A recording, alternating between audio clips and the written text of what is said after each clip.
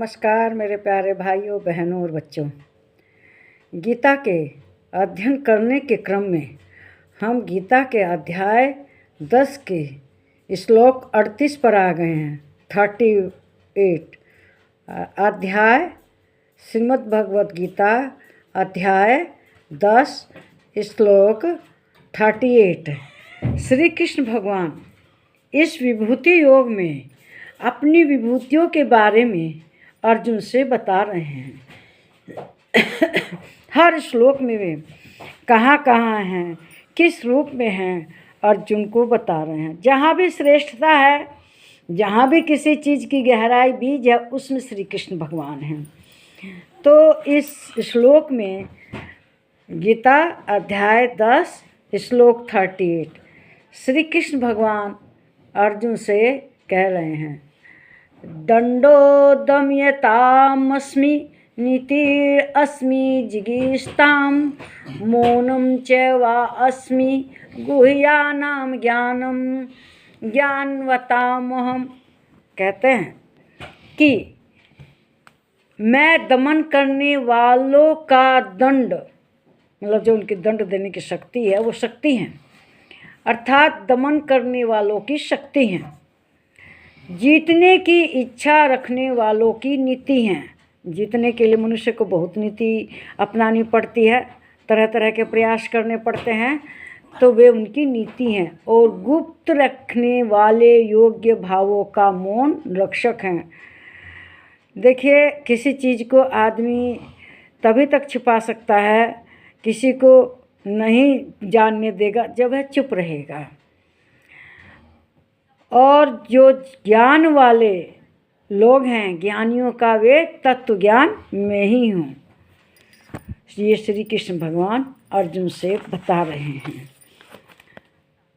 देखिए, मनुष्य जो है दबाने का काम किससे करता है? शक्ति से करता है। उसके पास शक्ति रहती है तब। तो जो शक्ति है वो श्री कृष्ण भगवान अपने आप को बता रहे हैं। या किसी को दंड देना है, किसी ने कुछ अपराध किया है, तो शक्ति का आदमी प्रयोग करता है उसे दंड देने के लिए। और जो जीतने वाले लोग हैं, जिनकी कामना है कि हम जीत जाएं, तो उनके क्या है, वे उनके लिए जो नीति है वही श्री कृष्ण भगवान है। जीतने के लिए आदमी नीति बनाता है ना, सबको सब काम योजनाबद्ध तरीके से करते हैं, अभ्यास करते हैं। और बिना नीति के तो कोई चीज़ हम जीत ही नहीं सकते।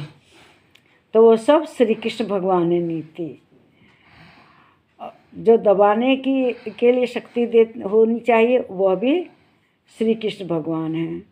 और किसी चीज़ को गूढ़ रखना, छिपा के रखना, उसे प्रकट न करना, किसी रहस्य को एकदम रहस्य में ही रहना, तो वह कैसे होगा? मौन से। जब आदमी का मौन टूट जाता है तो सारे रहस्य प्रकट हो जाते हैं। अगर वह मौन रहता है तो उसका प्रकट जो सब छिपा रहता है रहस्य, तो वो रहस्य क्या है? मौन रहना श्री कृष्ण भगवान है। उस किसी रहस्यमय चीज़ को छिपाना श्री कृष्ण भगवान ही इससे संभव होता है। यह जो मौन रहने की शक्ति है, यह श्री कृष्ण भगवान से ही आती है। फिर कहते हैं, जो ज्ञानी लोग हैं उनके तत्व ज्ञान वे ही हैं। ये जो सिद्ध होते हैं, योगी लोग बड़ी बड़ी सिद्धि प्राप्त करते हैं, तो ये जो सिद्धि प्राप्त होती है वो श्री कृष्ण भगवान ही हैं। तत्वज्ञानी वही हो सकता है जिसके अंदर श्री कृष्ण की दिव्यता होगी। अगर श्री कृष्ण की दिव्यता नहीं होगी तो वह योगी तत्व ज्ञान से अपने योग को सिद्ध नहीं कर पाएगा। वह जो तत्व ज्ञान है, जिससे बड़ी बड़ी सिद्धियां योगी लोग प्राप्त करते हैं, वह श्री कृष्ण भगवान ही है। तो मतलब जहाँ भी जो सर्वोच्च चीज़ है या किसी भी इकाई की जो गहराई है, मतलब बीज है, मूल है, वो श्री कृष्ण भगवान है। जहाँ हमें किसी को दंड देना हो तो शक्ति श्री कृष्ण भगवान है। जीवन में जीतने की इच्छा रखते हैं तो वह भी श्री कृष्ण भगवान है। वह नीति बनाएगा, वह नीति श्री कृष्ण भगवान है।